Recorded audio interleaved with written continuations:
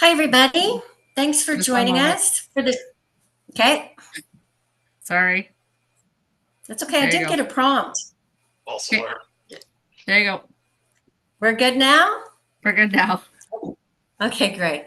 Thanks, everybody, for joining us for our special library board meeting. We're going to go ahead and commence. Everybody is here. So, welcome. Sarah, could you do roll call, please? Oh, I can do roll call. Okay, thanks, Carolyn. All right. Chair Tracy Stevens. Present. Donna Clark. Present. Heather Dale. Present. Lauren Davidson. Present. Jane Donnelly. Present. Jason Legary. Present. Chair Stevenson, we do have quorum. Thank you very much. Kelly, do you want to do the land acknowledgement this evening? I can do that. Thank you. As we gather, we would like to acknowledge that we are meeting on the traditional territory of the Algonquin people. We would like to thank the Algonquin people and express our respect and support for their rich history, and we are extremely grateful for their many and continued displays of friendship. We also thank the generations of people who have taken care of this land for thousands of years. Honoring the traditional territories of the Indigenous peoples is one of the 94 calls to action of the Truth and Reconciliation Report. To do this properly, we encourage everyone to learn more about the lands we call home, as we all have a role to play in reconciliation. Thank you. Before we begin, do we have any conflict of interest this evening? Okay, thank you. None noted. Sarah? This is a special meeting, so we will not be going through every single item on our agenda. Our regular board meeting on Monday, the 21st, I believe, is going to be scheduled as usual. So we are going to go straight to do new business this evening. So it is titled as the appointment of an acting library CEO. Kelly, do you want to take it from here?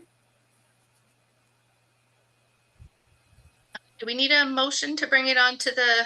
Yes, we do. Thank you for the reminder. So we do need a motion that the Renfrew Public Library Board appoint Maggie Murdoch as the acting library CEO until a new CAO is put in place for the town of Renfrew, and the acting CAO can resume her role as the library CEO. May I have a motion? Thank you, Heather. And second? Jane, thank you.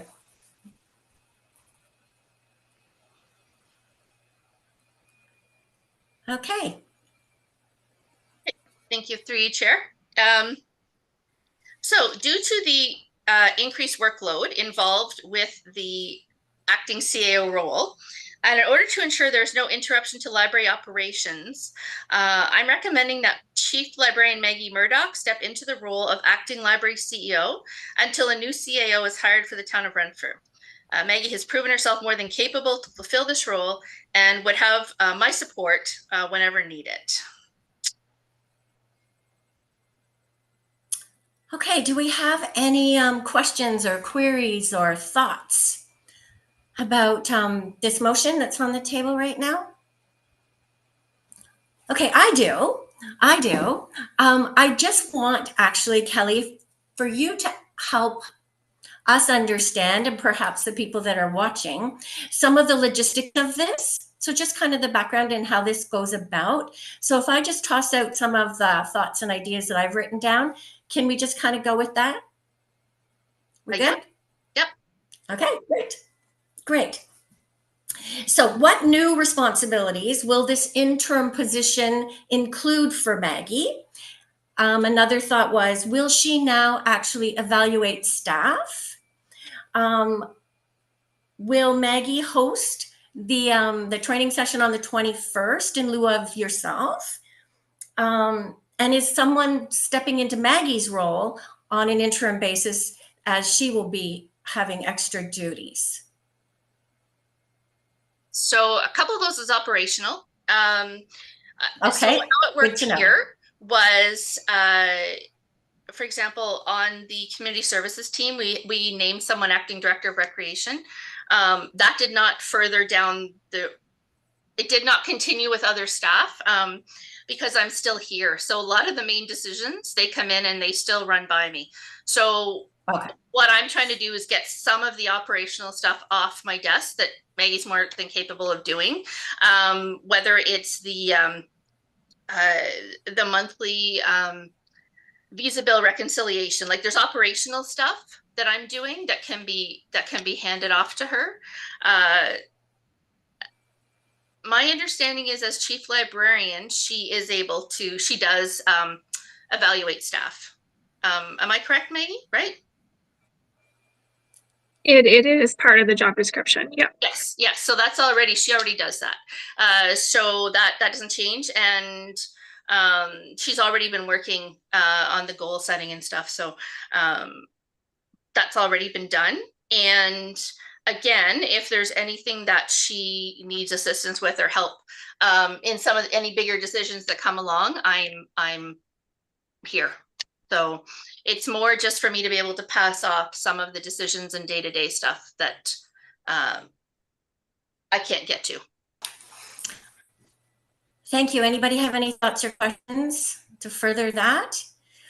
I just have a question. Does this affect what the salary that we will be paying, the library board? I mean, I know it all comes through the town, but will there be a division of salary? Like there's less going to the library for your position? Or what happens there? Yeah, so there'll be a letter drawn up through we'll work with HR. So there'll be an increase for Maggie for the months that she's acting, and then a decrease in the hours. Like I wouldn't say I'm handing off my role. There's probably still going to be a fair amount that I'm involved in. So if it's anything like what's happening with my other departments, so yeah, we can look at some of it being off, but if I'm still going to be involved in some of the bigger decisions, then yeah. Okay, and Heather, I believe you had a question? Yeah, I'm just curious timeline wise, how long we're thinking this is going to be. Like I know Kelly's position is until a new CAO is found. So presumably Maggie's would be until you can step back. But do we have any idea like how many months this will be? So there's already been a company engaged out of Toronto to do the recruitment for the CAO. I think they were looking at a minimum of 3 months, and then hopefully, depending if they have to bring somebody from far away or, yeah, they're saying up to 3 to 5 months. So, yeah. Okay, anybody else have a thought? No? Kelly, can I ask one more thing of you? I know this is going to be longer than expected, but could you do a really brief explanation of governance versus operations? I'm not sure how brief I can do that. Do you want me to try? So right now there is not a lot of governance stuff happening. Once we start the new strat plan, moving forward with that's going to change. Policies, like the board is a governing board, so they do more governance. So as far as my role, mine's more policies, plans, long range plans, that type of stuff on where we're going and how we're going to get there. So as opposed to getting through the day-to-day. Exactly. So the actual operation of the library falls to you and to Maggie, and we are just the governing body to oversee that, right? I just wanted to make sure that people watching maybe who were unclear about that maybe that helps explain why we're having this little meeting, a special meeting this evening. Thank you. Thank you. Anybody else have anything wanted to add? No? All right. And I'm just pulling my agenda back up here. All right. So I think that means that we can go ahead and pass that motion. Is that correct? Carolyn, is that correct logistically? Yes, right. You can call for the vote if the discussion is complete. Okay, perfect.